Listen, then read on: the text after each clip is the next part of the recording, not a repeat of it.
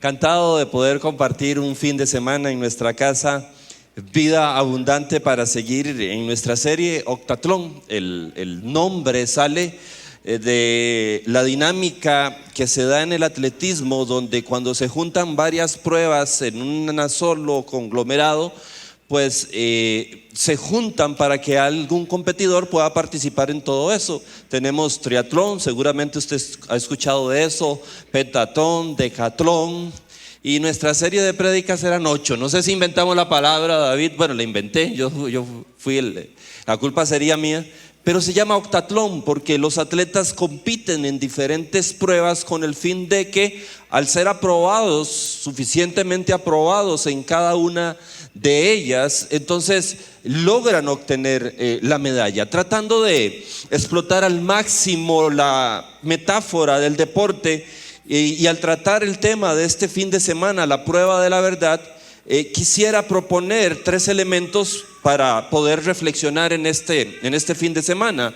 Uno es, siguiendo la analogía del deporte, uno es la exploración del terreno.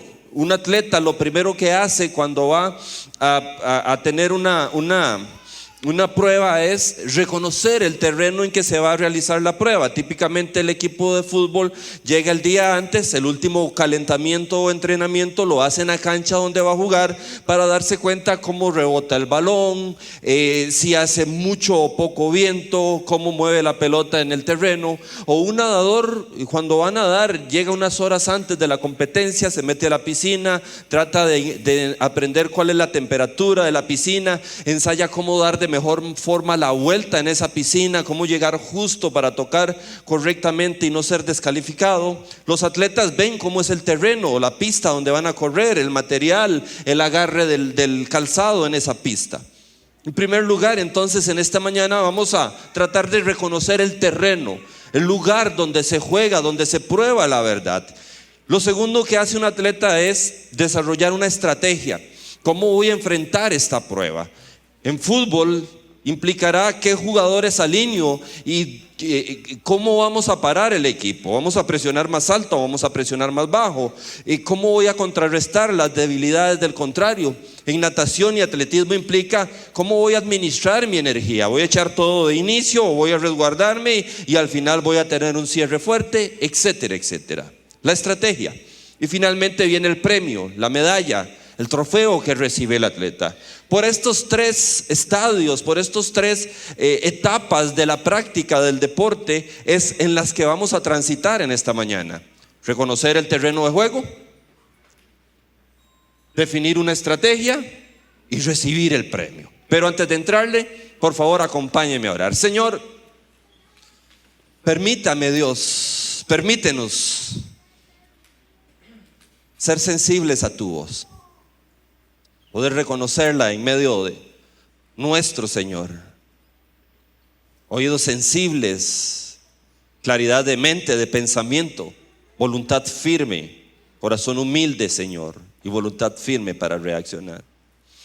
Tu nombre sea glorificado, Señor, y tu palabra sea expuesta y halle buen terreno en nuestros corazones, Señor, para que dé fruto. Amén y amén. En primer lugar,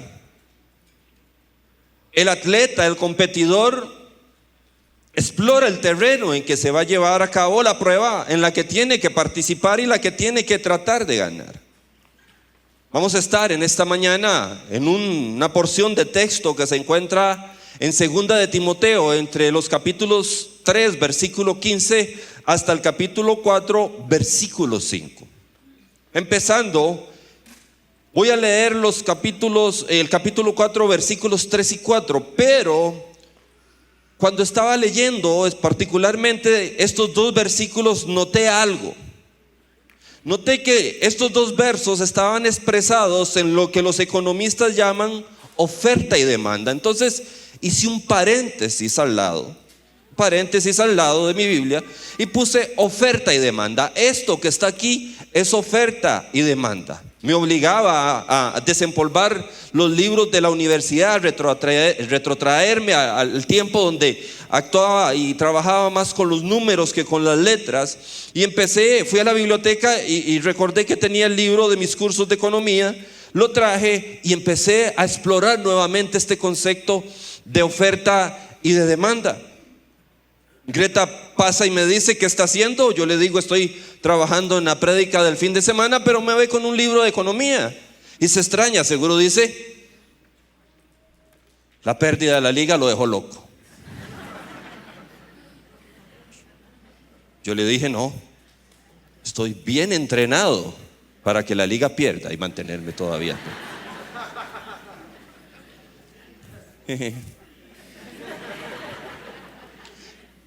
Abro el libros académicos, atrás hay un glosario donde uno puede explorar el contenido del libro por temas. Busco oferta, demanda, me dice las páginas en que están y empiezo a recordar pensamientos y conceptos de aquel tiempo mío de universidad.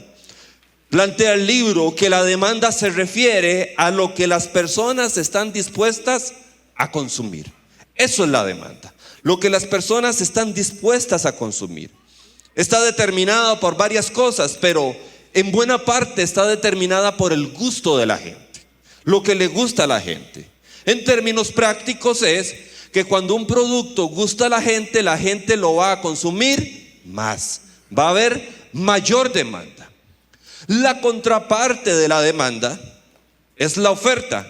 Y básicamente se refiere a aquello que el mercado ofrece para satisfacer la demanda de la gente, el producto que se ofrece para que la gente lo consuma. Demanda, lo que la gente quiere consumir. Oferta, lo que se ofrece para satisfacer lo que la gente quiere consumir. Ahora, con estos dos conceptos en mente, por favor, acompáñame a leer 2 de Timoteo, capítulo 4, versículos 3 y 4, que, como les dije, desde mi punto de vista están expresados en términos de demanda y de oferta. Pablo dice a Timoteo: Timoteo, llegará el tiempo en que las personas no van a tolerar la sana doctrina, sino que llevados por sus propios deseos, lo que les gusta, dejándose guiar por la demanda. Aquí está la demanda. Llevados por sus propios deseos, entonces se rodearán, las personas, Timoteo, se rodearán de maestros, aquí viene la oferta, que les digan las novelerías que quieren oír. ¿Reconocen los conceptos? Lo que la gente quiere escuchar es lo que la gente demanda. Pablo le dice a Timoteo: van a haber montones de maestros que para satisfacer esa demanda van a ofrecer una oferta que se va a acomodar a esa demanda. El libro de economía decía: esto es una oferta elástica. ¿Quiénes son economistas aquí o algún día ya llevaron un cursito de economía?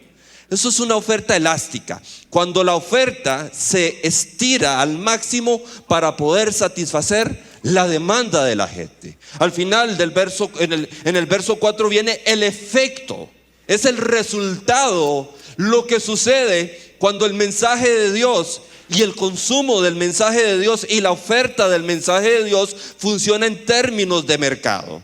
Pablo dice: entonces las personas dejarán de escuchar la verdad y se volverán a los mitos. Ese es el resultado de que la oferta del mensaje de Dios obedezca exclusivamente a la demanda del mercado. Cuando la oferta obedece exclusivamente a la demanda, generalmente cuando se ofrece el producto hay poco interés en informar. Lo importante es llamar la atención.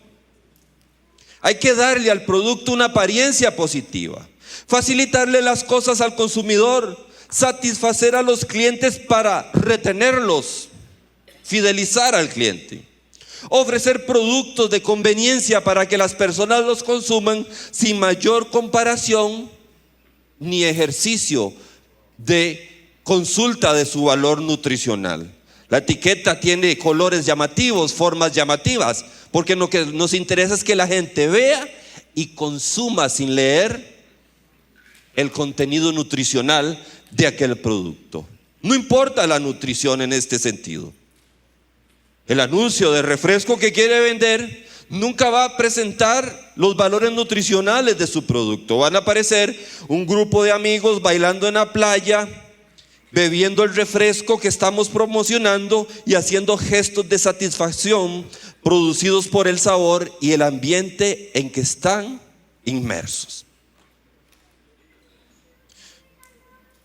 Cuando la verdad se pone a prueba en un contexto de oferta y demanda, es cuando debemos de tener cuidado de que la demanda del mercado no degenere en un cristianismo a la medida, a la carta, interesante, llamativo, encandilante, a mi modo, que calce con mis gustos, donde yo mismo determino si consumo el producto o no, pero no en función de su valor nutricional, sino en función de cuánto me atraiga.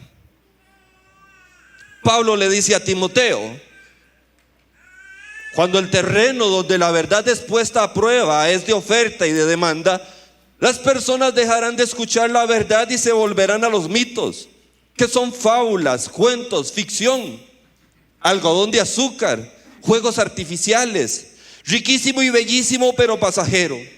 Es entonces cuando la oferta del mensaje de Dios, cuando la predicación pierde su sustancia, se vuelve un tipo de café descafeinado, de leche deslactosada. Y esta requiere más atención. Se ofrece palabra de Dios en minúscula sin palabra de Dios en mayúscula. Se la barajo más despacio nuevamente. Se ofrece palabra de Dios en minúscula sin palabra de Dios en mayúscula. ¿Me van siguiendo? ¿Sí? Ok. El mercado, por lo tanto, en el que vivimos, ofrece un pluralismo religioso, espiritualidades alternativas de todo tipo, espiritualidades antropocéntricas centradas en el ser humano, exitistas, egoístas, individualistas centradas en el aquí y en el ahora. Un cristianismo diluido o empacado de manera llamativa, pero engañoso. Aprendí la lección hace pocos días de manera más concreta. De repente mi hijo plantea que ya el volumen del refresco que lleva a la escuela no es suficiente para él. Entonces sus 250 mililitros ya no le satisfacen. Aumentamos como familia la cuota de refresco, 350 mililitros, 100 mililitros más para probar, para que no traiga todo el refresco caliente. Y entonces, al imaginarme las botellas de 350 por todo lado, pensé que sería mejor comprar unas pocas botellas de 350 y luego comprar los refrescos de 2 litros y rellenar unas pocas botellas cada 2 o 3 días o diariamente para no tener tanta cosa. Además salía más barato. Y entonces vuelven mis números a la mente. 350 mililitros por 6, 2 litros 100. Pero la botella trae 2 litros. Y Tico, que se respeta, ¿qué hace? Lo completé con un producto que oferta acueductos y alcantarillados. Es un 5%. Es un 5%. O sea, 100 en 200 es un 5%. En la tarde viene. Me cae con la fiscalía. Despedazan los portones de la casa. Papi, ese fresco está diluido. Para no casarlos con el cuento, me pasaron por flagrancia. Medida cautelar. Ahora tengo que servir el fresco delante de él. Qué fácil se dio cuenta de que estaba diluido. La pregunta es si nosotros hemos desarrollado el discernimiento espiritual para saber si esto se diluyó, si está diluido, si su esencia ya no es la misma, si está alterada. Un clérigo inglés plantea, comillas, cuando la iglesia se casa con las ideas de una generación, a la siguiente generación quedará viuda, porque las ideologías pasan. Eso fue lo que dijo el clérigo.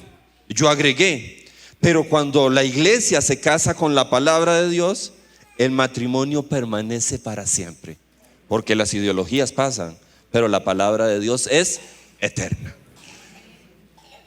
La pregunta obligatoria que debemos hacernos a esta altura es: cuando se trata de compartir el mensaje de Dios, ¿qué determina la oferta?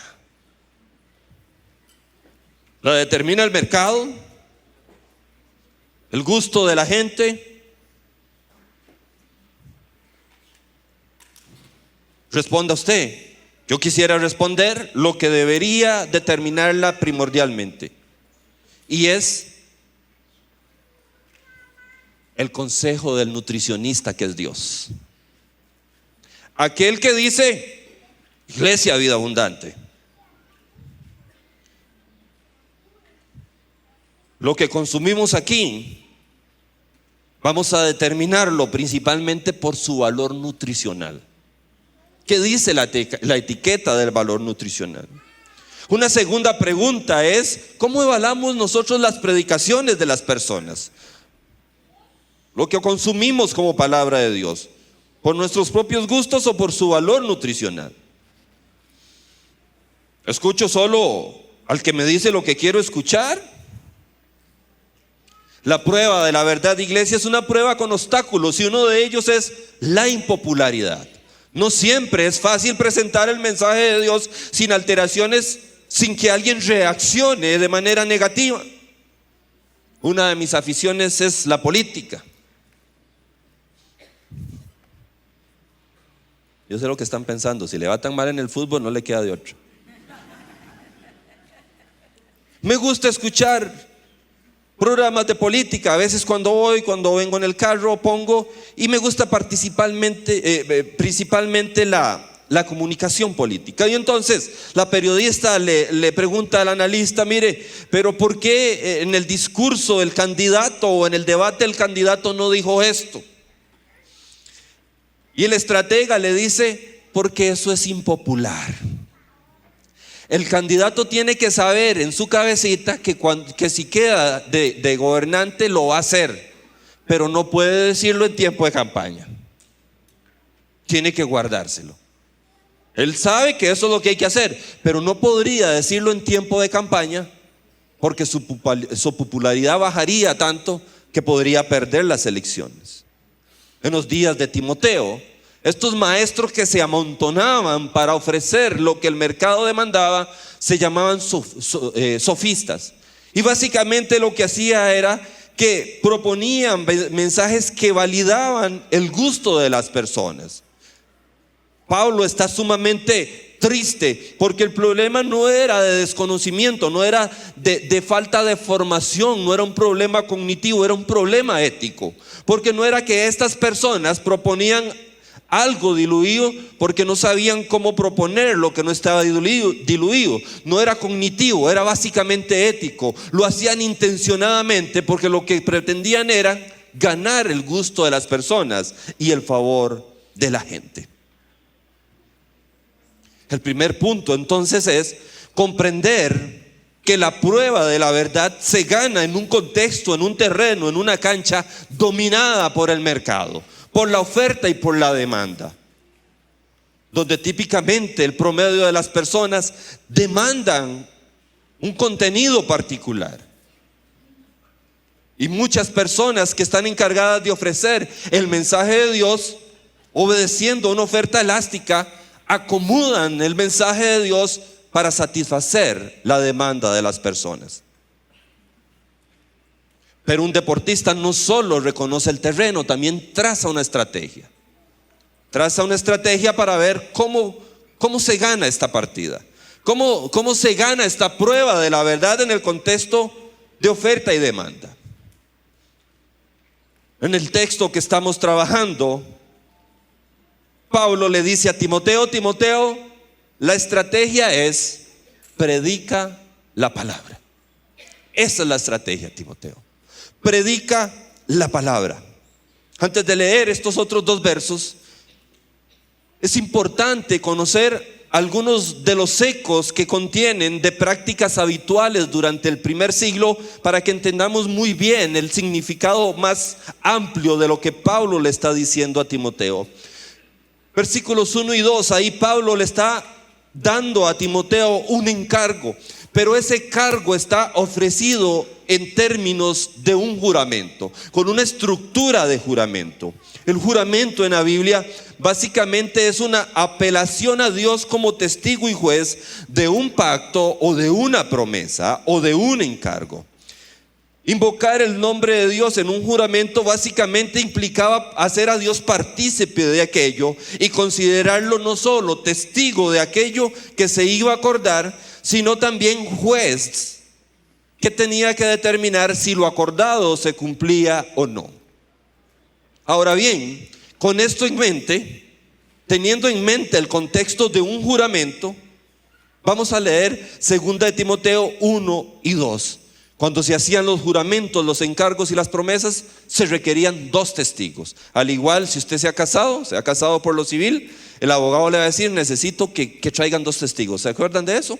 Así era también en tiempos bíblicos. Se ocupaban 2 testigos. Y entonces Pablo dice, 2 de Timoteo 4:1, en primer lugar, llamemos a los testigos, Timoteo. Y le dice: en presencia de Dios y de Cristo Jesús. Aquí están los 2 testigos, Dios y Cristo Jesús, que ha de venir en su reino y que juzgará a los vivos y a los muertos. Timoteo, te doy este solemne encargo. ¿Sabe por qué el encargo es solemne? Porque los testigos del encargo es la divinidad, es Dios. Eso le daba un carácter sagrado al compromiso que se iba a adquirir. Y Pablo le dice a Timoteo: Timoteo, júrame que vas a predicar la palabra. Verso 2, predica la palabra, persiste en hacerlo, sea o no sea oportuno, corrige, reprende, anima con mucha paciencia, sin dejar de enseñar. Pablo le dice a Timoteo: Timoteo, júrame, Timoteo, delante de estos 2 testigos, de Dios y de su Hijo Jesucristo, júrame, Timoteo, que vas a predicar la palabra. Cuando leo la expresión predicar a la palabra, de repente, en primera instancia, de entrada, me parece redundante. Me parecía suficiente decir predicar. Si yo le digo a usted que yo soy predicador, usted da por sentado que lo que yo predico es la palabra. Pero me recuerdo del contexto, de la cancha. La cancha es de oferta y demanda. La cancha es de una oferta que a veces se acomoda a la demanda. Entonces no es suficiente decirle: Timoteo, predica, sino tiene que decirle: Timoteo, predica la palabra. Porque una oferta que se produce en el mercado podría ser que a veces el producto venga con agüita. Por eso, Timoteo, predica la palabra. Timoteo, no cedas a la tentación de acomodar la oferta a la demanda. No se vuelva loco buscando likes para sus redes sociales. En 1 de Corintios 4:1 y 2, Pablo dice que todos los que somos encargados de servir a Dios debemos ser considerados como administradores de los misterios de Dios. Pero dice en el verso 2, se necesita que estos administradores sean dignos de confianza, sean gente fiel como tal. Todo el capítulo 3 y el capítulo 4 de 2 de Timoteo sigue una lógica de contraste entre Timoteo y los demás maestros. No podría leer todo el texto porque se nos iría todo el tiempo que nos queda, pero leo las introducciones a 3 de los párrafos que aparecen ahí, que están expresados en términos de contraste. Capítulo 3, versículo 10, Pablo le dice a Timoteo: Timoteo, tú en cambio, tú a diferencia de los otros, tú no seas como ellos. Capítulo 3, verso 14. Pero tú, Timoteo, pero tú. Cuando tenemos un pero, significa que lo que viene está en términos de contraste con lo anterior. Pero tú, Timoteo, en 4:5, Timoteo, tú por el contrario, tienes que ser diferente. Tú por el contrario. Pablo le indica a Timoteo, Timoteo, la estrategia para ganar la prueba de la verdad es predica la palabra. El concepto de predicar implica anunciar y proclamar, y remite otro de los elementos, aparte del contexto de juramento, que es importante tener en mente al que está haciendo alusión Pablo en estos dos versículos. El concepto de anunciar remite al acto mediante el cual un representante oficial del rey era enviado a entregar un mensaje. Eso era anunciar. Era cuando un rey tenía que enviar un mensaje a algún otro rey, a alguna otra persona, a algún pueblo, enviaba un mensajero. Y ese mensajero tenía una responsabilidad: decir lo que la gente quería oír, decir lo que él pensaba que sería correcto decir. El mensajero tenía una responsabilidad. ¿Cuál era? Entregar el mensaje del rey. Esto fue lo que mandó a decir el rey. Pablo le está diciendo a Timoteo, Timoteo, júrame, Timoteo, júrame, Timoteo,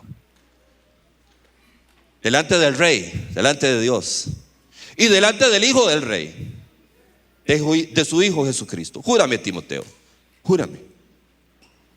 En este contexto de oferta y de demanda, donde muchos se amontonan para acomodar la oferta a la demanda, júrame, Timoteo, que tú vas a ser fiel al mensaje del rey. Júrame que no vas a decir lo que la gente le gustaría escuchar por sí mismo. Júrame, Timoteo, que no vas a contaminar, vas a hacer un esfuerzo intencionado por no contaminar con tus propios razonamientos el mensaje del rey. Saben que en ese tiempo el mensajero del rey, mientras cumplía su misión, tenía protección de la corte. Si él iba a entregar el mensaje del rey, no se le podía tocar porque era el mensajero del rey. Júrame, Timoteo, que no vas a ceder a las demandas del mercado. Pablo también le da a Timoteo el contenido de ese mensaje. Dice, en primer lugar, Timoteo, reprende. Implica exponer lo que está mal sin disminuir la gravedad ni las consecuencias de eso que está mal. Tarea que se nos dificulta bastante a nosotros los costarricenses, decirle a alguien algo que está mal. Por eso somos ticos, ¿verdad? Porque queremos decir todo así como suavecitico, para que la gente no se quede enojaditica con nosotriticos. Nos cuesta mucho. Pero Pablo le dice a Timoteo, Timoteo, tienes que señalar lo que está mal. Viene esta pareja y me pide que los case. Y entonces me reúno con ellos para explorar los elementos de su boda. Él venía de un divorcio y siempre cuando alguien viene de un divorcio yo hago un par de preguntas que me parece que son inteligentes hacer antes de poder casar a una pareja. Empiezo a entrevistarlos, la conversación fluye de manera normal, y cómo están, cómo les ha ido, qué alegría que puedan venir y considerar pues formalizar su relación delante de Dios, y estamos para servirle, y etcétera, etcétera. ¿A dónde va a ser la boda? Y cosas de ese tipo. En algún momento, cuando tengo la documentación enfrente, me doy cuenta de algo que llama la atención para mí. Resulta que los dos apellidos de la contrayente son exactamente los mismos dos apellidos de la ex esposa de él. Rápido para tirar números usted, ¿verdad? Ya le hizo. Elevo al cuadrado. Si fuera una integral no la ve, pero aquí sí. Y entonces yo me sorprendo de eso, pero sigo con la conversación. Va terminando el momento de la conversación, y si usted es de allá de San Sebas para atrás me va a entender, y ellos no han soltado la sopa. Y entonces yo digo, bueno, es algo importante para mí ver si esto es casual o no, porque como ministro de Dios me lo tomo muy en serio y quiero ir a bendecir una pareja en su relación matrimonial, estando claro de la viabilidad de ese matrimonio. Y entonces yo les digo, mire, me surge una inquietud. Veo que los dos apellidos de ella son los mismos que la de tu ex esposa. ¿Eso es casual? Y entonces ellos se vuelven a ver entre ellos y me dicen, pastor, no es casual. Es que ella es hermana de mi ex esposa. Yo digo, es cámara escondida del Chinamo. Me van a hacer las de Lisette Castro, yo no me voy a ir en estas. Ya yo me veía después del Chinaoque. Yo llamé a mi esposa ahí, ponga el Chinamo en diciembre. No era el Chinamo. Me parece extraño. Le digo yo a él, vos me dijiste que tenías un hijo de tu matrimonio anterior. Sí, que tiene 10 años. ¿Él sabe que ustedes se van a casar? Sí. ¿Y qué dice él? Bueno, no, él nada más a veces nos pregunta que no entiende cómo, tiene números, que cómo su mamá va a pasar a ser su tía, porque ahora va a ser la hermana de la esposa de mi papá. Y cómo su tía va a pasar a ser su mamá, porque ahora es la esposa de mi papá.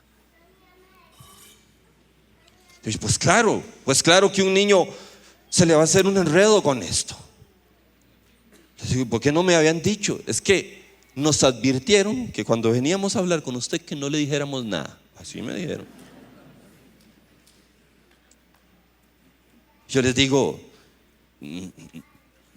francamente necesito pensar unos días si yo podría casarlos. Les digo, ellos me dicen, pastor, pero nos urge saber, ya está el vestido, los anillos, el salón.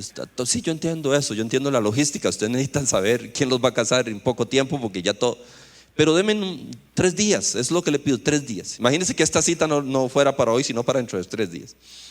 Empiezo a orar, a pensar, a estudiar, a preguntarle a algunos pastores de la iglesia, a preguntarle a contarle a Richie.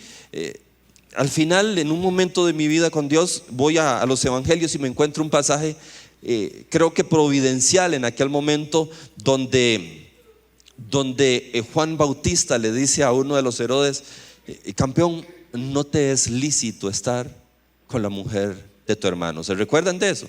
Si no, vean la película en Semana Santa. No te es lícito estar con la mujer de tu hermano. Y yo digo, yo sé que alguien los va a casar, o sea, van a salir de aquí y otra persona los va a casar, pero yo no puedo. Habían explorado un poquito el tiempo en que había terminado la relación y iniciado la nueva relación, y se traslapaban. O sea que este caballero iba a visitar a la suegra, pero por 2, como en los audios. A la suegra de la que en ese momento era su ex esposa, y a la suegra por parte de la que futuramente iba a ser su esposa. Yo no puedo. Yo digo, no puedo. Tengo que decirles que para mí no está bien, que tengo que obedecer a la conciencia que Dios puso en mí, a lo que yo entiendo que Dios quiere que yo haga. Señalar lo que no conviene. Pablo también le dice a Timoteo, no solo reprende, también enseñe e instruya. Esta es la otra cara de la moneda. No solo, Timoteo, señales lo que no está bien, sino muestra el camino. Muéstrale a la gente cómo hacer las cosas bien, de la mejor manera. Y también le dice Pablo a Timoteo, anima,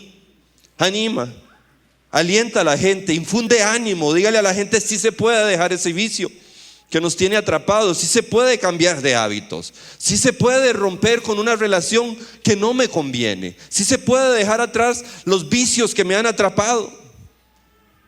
Pablo le dice a Timoteo también Timoteo predica constantemente, persiste en hacerlo.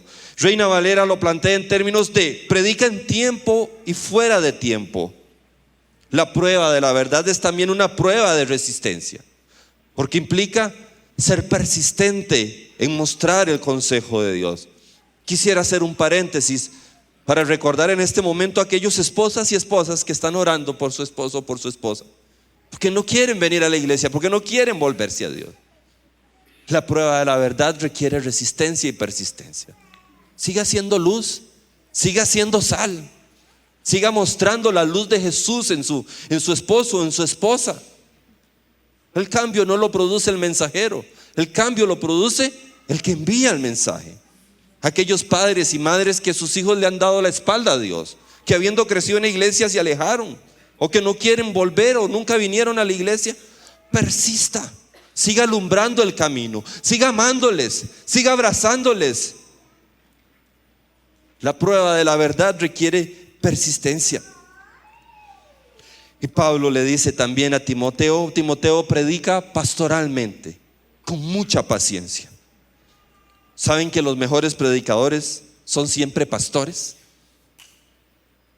Los seres humanos, Timoteo, le dice Pablo, somos lentos para aprender, somos tercos, obstinados, nos negamos a ver nuestros propios errores, aunque sean evidentes.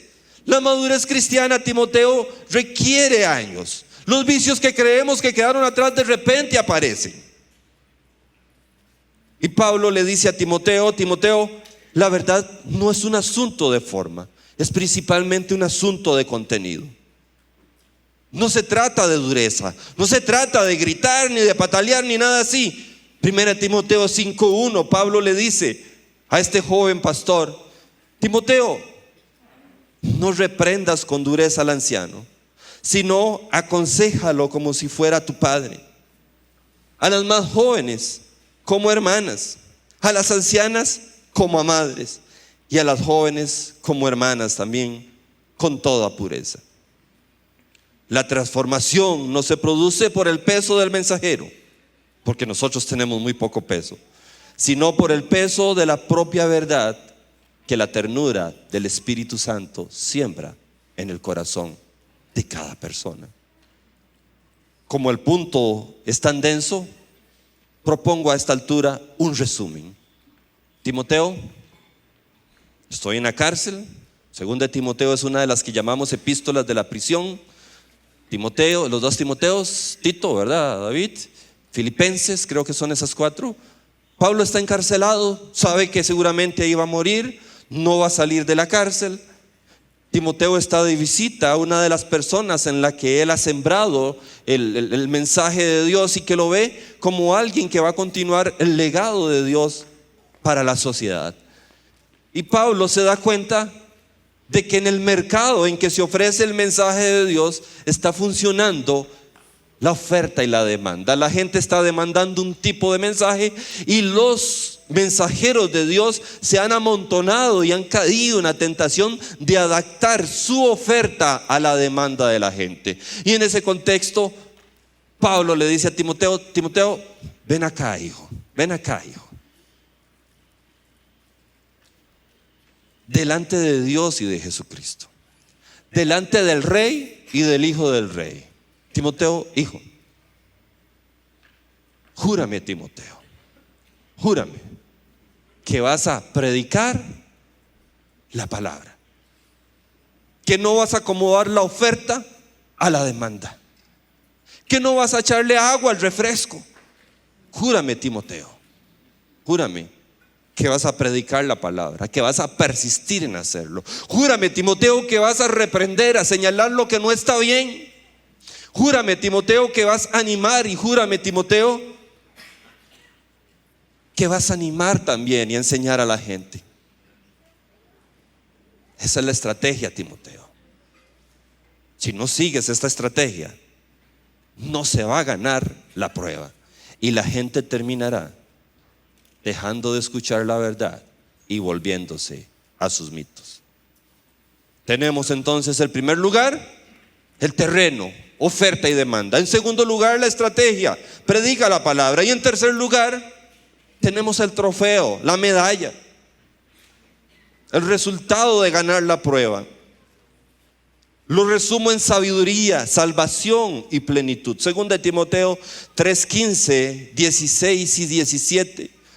Desde tu niñez, Timoteo, conoces las escrituras que pueden darte, 1, sabiduría necesaria para, 2, la salvación mediante la fe en Cristo Jesús. Toda la escritura es inspirada por Dios y útil para enseñar, para reprender, para corregir y para instruir en justicia, a fin de que el siervo de Dios esté enteramente capacitado para toda buena obra.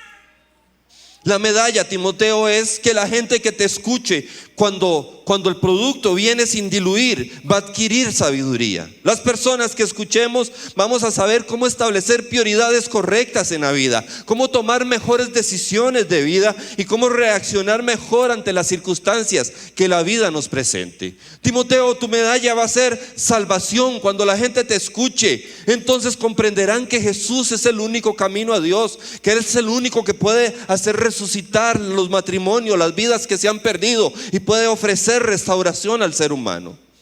Timoteo, la medalla va a ser plenitud. Cuando la gente te escuche, va a estar completamente preparado para hacer lo que Dios quiere que haga. Hago un paréntesis. Esta plenitud que se menciona aquí difiere un poco de la plenitud o del concepto de plenitud que se maneja típicamente a nivel social. En nuestra sociedad actual, la plenitud es un sentimiento. Yo me siento pleno.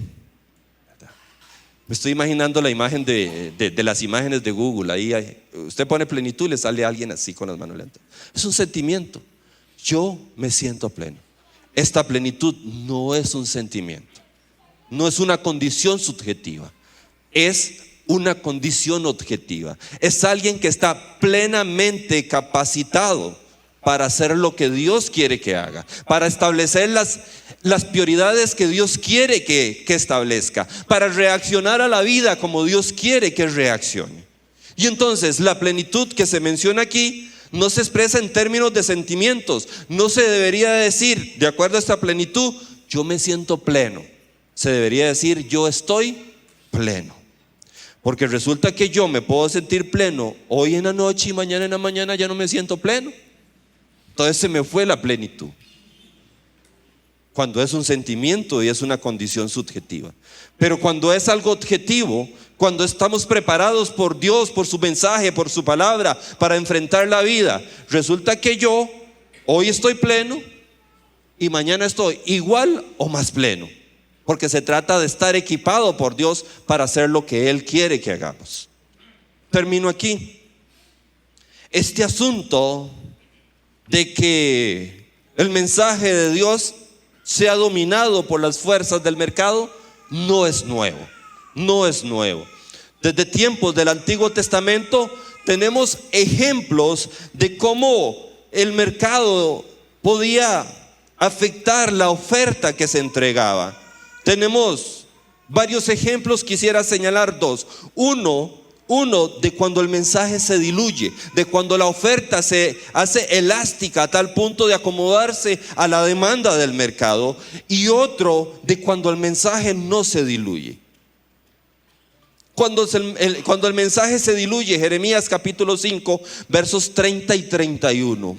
Por favor, mire el peso del verso 30. Dice: algo espantoso y terrible ha ocurrido en este país. Espantoso y terrible. Miren los adjetivos que usa el mensaje de Dios aquí. ¿Y qué es eso espantoso y terrible que ha sucedido?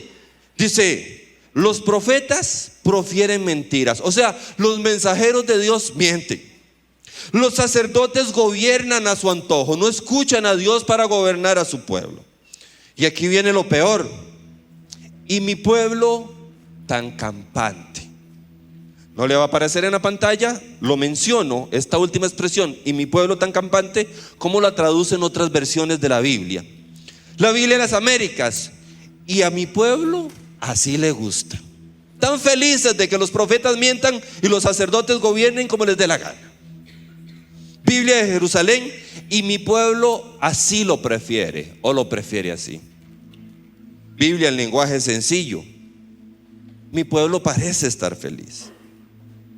Verso 31 cierra con una pregunta para reflexión. Pero, ¿qué van a hacer ustedes cuando todo esto haya terminado? Les resumo el contenido de estos dos versículos en una sola frase.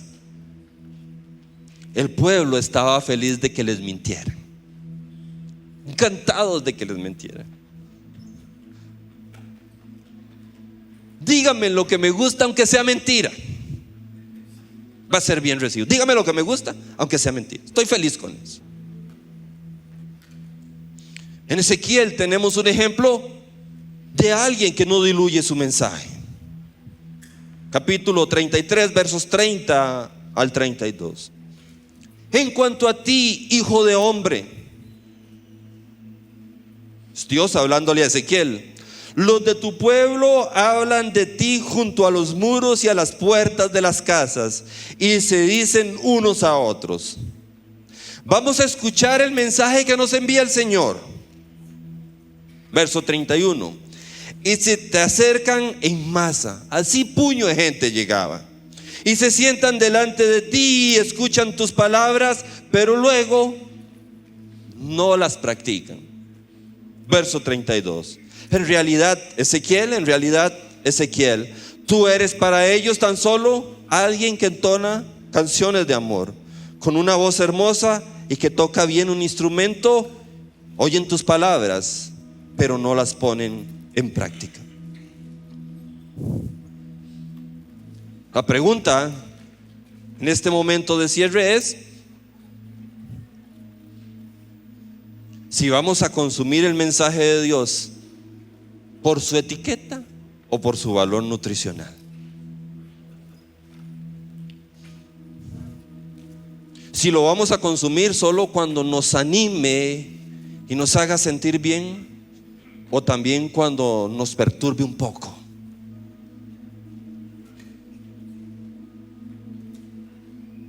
Haríamos lo mismo con un mecánico.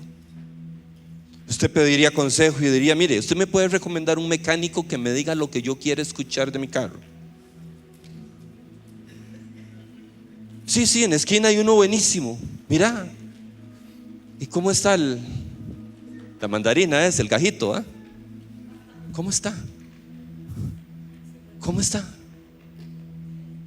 Pura vida, excelente, no tiene nada.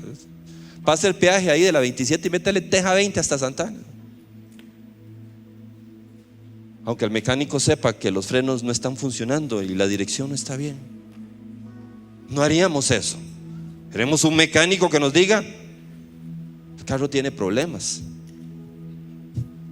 No quisiéramos escuchar eso, pero tengo que dejármelo 2 días para hacerle tal cosa. Tampoco haríamos lo mismo con un médico. No iríamos a buscar: mire, alguien conoce un médico que me diga lo que yo quiero escuchar. Queremos un médico que nos diagnostique a tiempo, precisamente, que nos diga: mire, quisiera decirle otra cosa, pero en su cuerpo hay cosas que no están bien. Está como ropa americana, decían, ¿verdad? Triglicéridos y colesterol todo a 1000.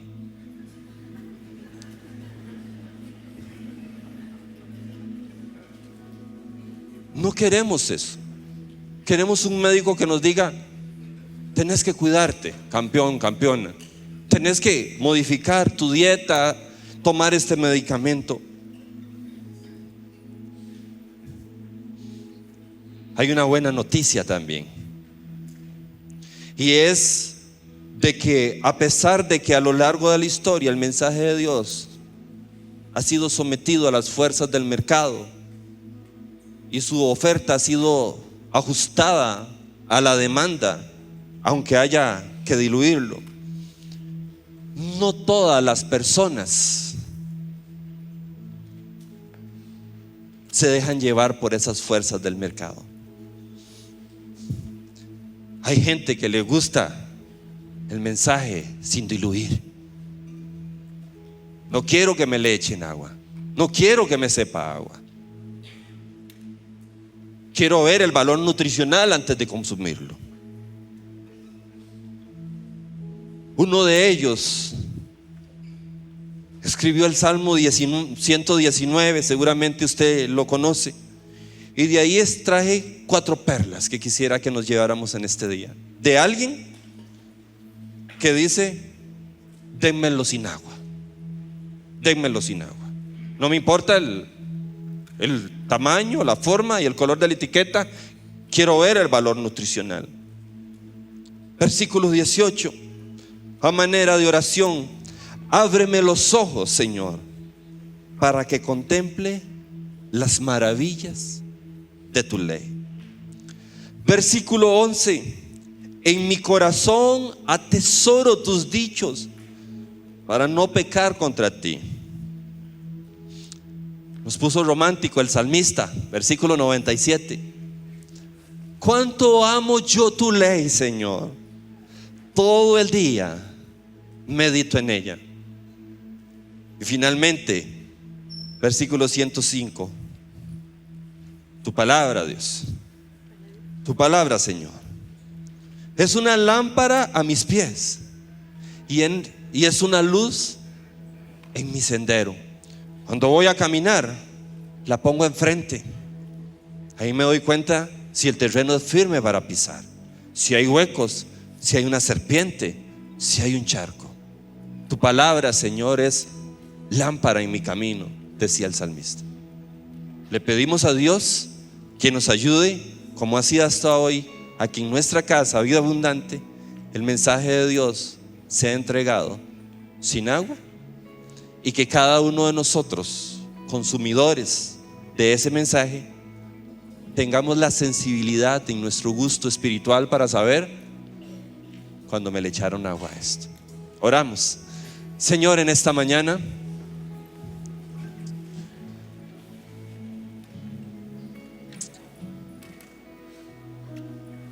exaltamos el valor de tu palabra, de tu consejo, de tu mensaje, Señor. ¿Cuántas veces nos ha animado? ¿Cuántas veces nos ha consolado? ¿Cuántas veces nos ha alimentado? Pero también cuántas veces nos hemos mirado a ella, que es un espejo, y nuestras imperfecciones en la piel se han hecho evidentes, Señor. ¿Cuántas veces venimos de ella, Señor, como recién salidos de un spa? Nos sentimos relajados. Pero hay ocasiones, Señor, donde ir a ella nos hace salir como si viniésemos de un quirófano, un poco adoloridos, pero sabemos que lo que se hizo fue lo correcto, que lo que se hizo fue para nuestro bien, que lo que se hizo fue para erradicar el cáncer de nuestra vida. Espíritu Santo, que tu voz se escuche en nuestra iglesia hoy y siempre. Espíritu Santo, danos don de discernimiento, Señor, a cada uno de nosotros, a cada uno de nosotros, que sepamos identificar, Señor,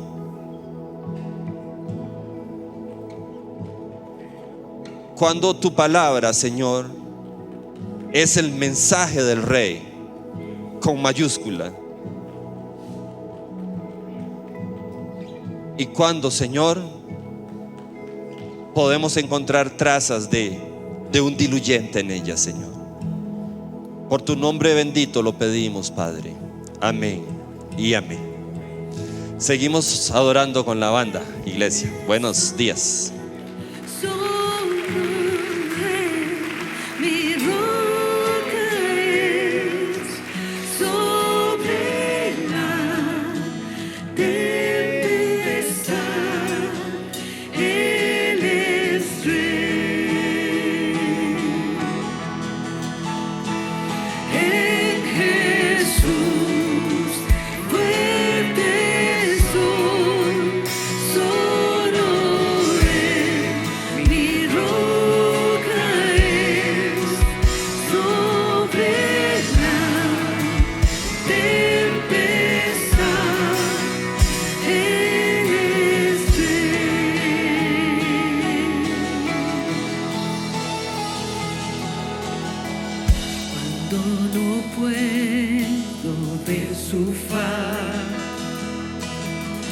Sé que su gracia es siempre igual. A la tormenta venceré, mi ancla firme está.